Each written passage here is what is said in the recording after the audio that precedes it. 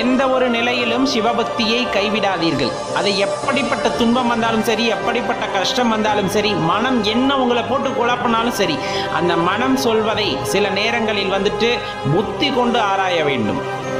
புத்தியை கொண்டு ஆராய வேண்டும். ஏன் இப்படி கிடையாது, நமக்கு வந்துட்டு ஆற்றல் உண்டு, நம்மால் இந்த பக்தியை அடுத்த நிலைக்கு எடுத்து செல்ல முடியும் அப்படிங்கிற அந்த தைரியத்தோடு நடை போடும் போது கண்டிப்பாக நம்மால் முடியும்.